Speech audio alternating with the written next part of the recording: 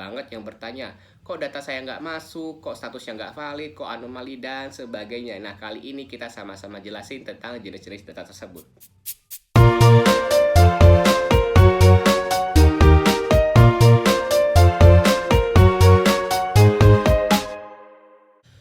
Halo semuanya, kembali lagi di Bangga Kencana, informasi pembangunan keluarga, kependudukan, dan keluarga berencana.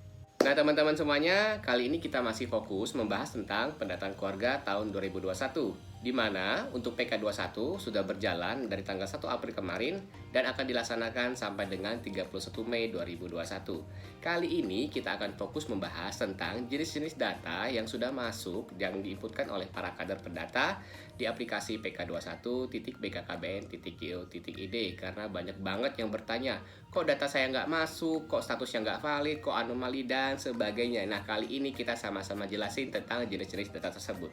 Teman-teman, ada beberapa tipe data yang kita entry dalam aplikasi pk21.bkkbn.go.id.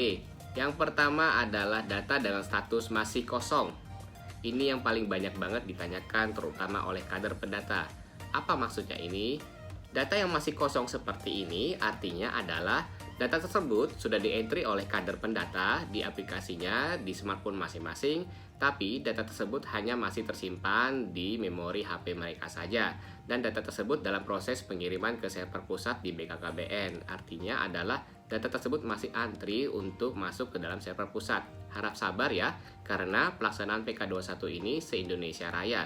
Jadi kader dimanapun, dari Sabang sampai Merauke sedang menyimpulkan datanya, dan data yang jumlahnya jutaan tersebut sedang antri giliran untuk masuk ke server pusat.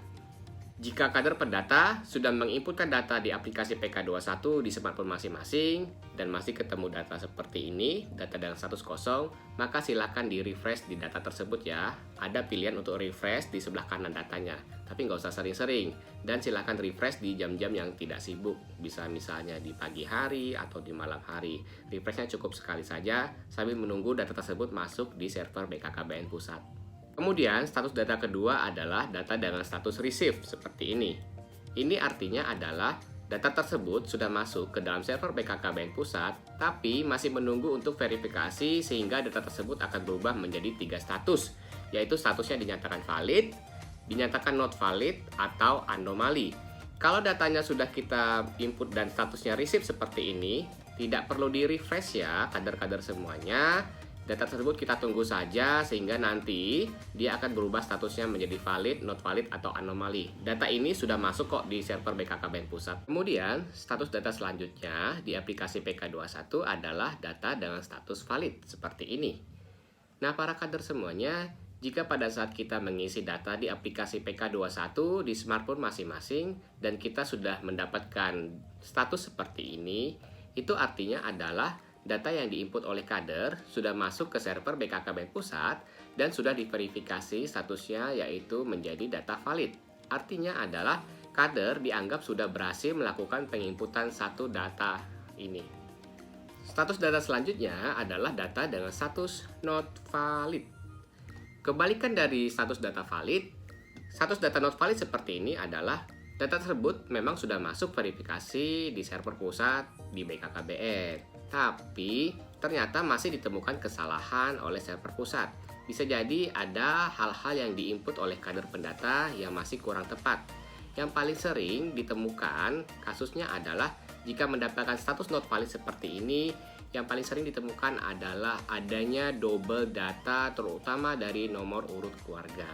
Pastikan dicek benar-benar ya datanya. Kalau mendapatkan status not valid seperti ini, segeralah diedit sehingga datanya akan berubah menjadi valid. Status data terakhir adalah data dengan status anomali. Ini artinya adalah data tersebut sudah masuk ke dalam server BKKBN pusat dan sudah diverifikasi oleh server BKKBN. Dan kenapa dinyatakan anomali? Karena data tersebut masih diragukan kebenarannya. Bisa jadi ada hal-hal yang salah diinputkan oleh kader. Beberapa hal yang bisa menyebabkan data anomali misalnya adalah yang pertama, usianya masih balita tapi ternyata statusnya dianggap bekerja. Kemudian yang kedua, usianya sudah di atas 17 tahun tapi ternyata tidak memiliki NIK.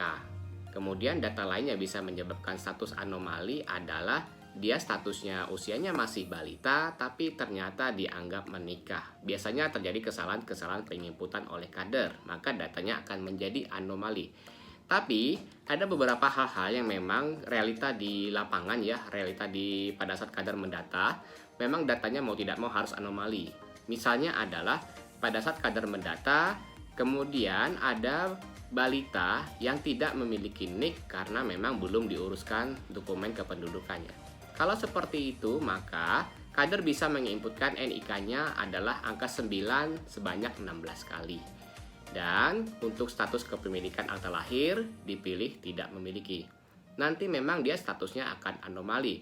Tapi kader bisa mengkonfirmasi data anomali tersebut dengan cara mengklik edit, kemudian dikonfirmasi di sana. Di sana ada tulisan anomalinya terkonfirmasi. Artinya adalah data tersebut memang sesuai dengan realita di lapangan.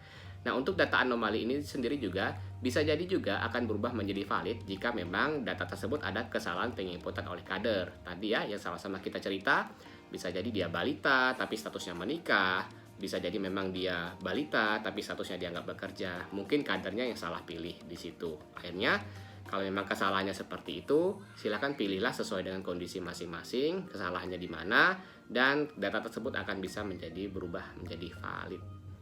Nah teman-teman, itu tadi tentang status data yang kita entry di dalam aplikasi PK21 melalui smartphone. Jadi datanya bisa jadi ada data dengan status valid, kemudian data dengan status not valid, atau data dengan status anomali.